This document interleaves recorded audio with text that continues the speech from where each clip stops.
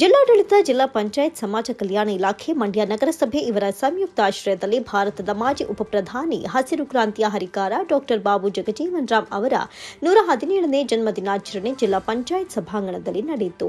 ಕಾರ್ಯಕ್ರಮವನ್ನು ದೀಪ ಬೆಳಗಿಸಿ ಡಾ ಬಾಬು ಜಗಜೀವನ್ ರಾಮ್ ಅವರ ಭಾವಚಿತ್ರಕ್ಕೆ ಪುಷ್ಪಾರ್ಚನೆ ಮಾಡುವುದರ ಮೂಲಕ ಉದ್ಘಾಟಿಸಲಾಯಿತು.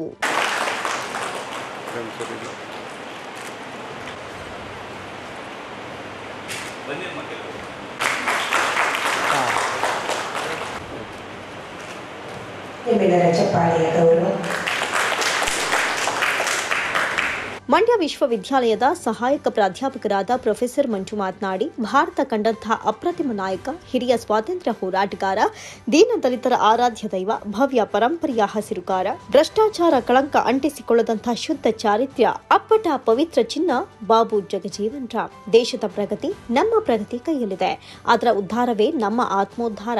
ದೇಶದ ಅಭಿವೃದ್ಧಿಯೇ ನಮ್ಮ ಗುರಿಯಾಗಬೇಕು ಅಂತ ಸಂದೇಶವನ್ನ ಸಾರಿದ ಮಹಾನ್ ಧೀಮಂತ ನಾಯಕ ಬಾಬು ಜಗಜೀವನ್ ರಾಮ್ ಅಂತ ಉಪನ್ಯಾಸ ನೀಡಿದರು.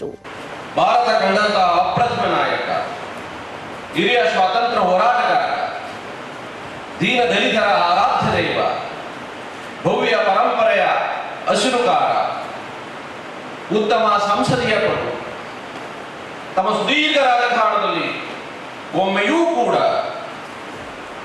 ಭ್ರಷ್ಟಾಚಾರ ಕಳಂಕ ಅಂಟಿಸಿಕೊಳ್ಳದಂತಹ ಶುದ್ಧ ಚಾರಿತ್ರ್ಯ, ಅಪ್ಪಟ ಪವಿತ್ರ ಚಿನ್ನ, ಸ್ವತಂತ್ರ ಪೂರ್ವ ಮತ್ತು ಸ್ವತಂತ್ರೋತ್ತರ ಸೇತುಕೊಂಡಿಯಾಗಿ ದೇಶದ ದಿಕ್ಕು ದೆಸೆಯನ್ನೇ ಬದಲಾಯಿಸಿದಂತಹ ಅಗ್ರಪಂಥೀಯ ನಾಯಕ ಡಾಕ್ಟರ್ ಬಾಬು ಜಗಜೀವನ್ ರಾಮ್.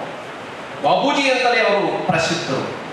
ಹೊರಟಾರೆ ದೇಶದ ಪ್ರಗತಿ ನಮ್ಮ ಪ್ರಗತಿಯಲ್ಲಿದೆ, ಅದರ ಆತ್ಮೋದ್ಧಾರವೇ ನಮ್ಮ ಆತ್ಮೋದ್ಧಾರ, ಅದರ ವಿಮೋಚನೆಯೇ ನಮ್ಮ ವಿಮೋಚನೆ ಎನ್ನುವಂತಹ ದಿವ್ಯ ಸಂದೇಶವನ್ನು ಸಾರಿದಂತಹ ಮಹಾನ್ ಧೀಮಂತ ನಾಯಕ ಡಾಕ್ಟರ್ ಬಾಬು ಜಗಜೀವನ್ ರಾಮ್. ಡಾಕ್ಟರ್ ಬಾಬು ಜಗಜೀವನ್ ರಾಮ್ ಅವರ ಜೀವನ ವೃತ್ತಾಂತ ನೋಡಿದಂತಹ ಸಂದರ್ಭದೊಳಗಡೆ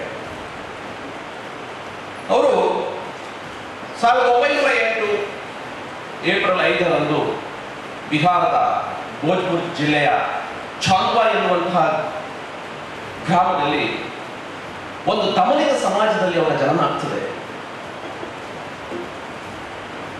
ಅವರ ತಂದೆ ಪೇಶಾವರ್ನಲ್ಲಿ ಅವತ್ತು ಭಾರತ ಮತ್ತು ಪಾಕಿಸ್ತಾನ ಇಬ್ಬಾಗ ಆಗಲಿಲ್ಲ.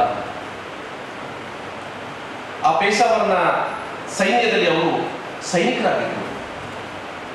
ಶಿಸ್ತಿನ ಸಿಪಾಯಿ.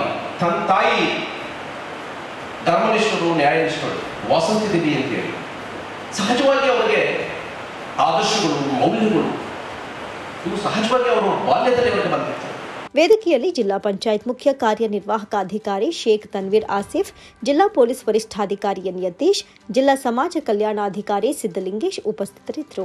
ವೇದಿಕೆ ಕಾರ್ಯಕ್ರಮಕ್ಕೂ ಮುನ್ನ ಜಿಲ್ಲಾಧಿಕಾರಿಗಳ ಕಚೇರಿಯ ಮುಂಭಾಗದ ಕಾವೇರಿ ಉದ್ಯಾನವನದಲ್ಲಿರುವ ಡಾ ಬಾಬು ಜಗಜೀವನ್ ರಾಮ್ ಅವರ ಪ್ರತಿಮೆಗೆ ಜಿಲ್ಲಾಧಿಕಾರಿ ಡಾ ಕುಮಾರ್ ಅವರು ಮಾಲಾರ್ಪಣೆ ಮಾಡಿ ಗೌರವ ಸಲ್ಲಿಸಿದರು.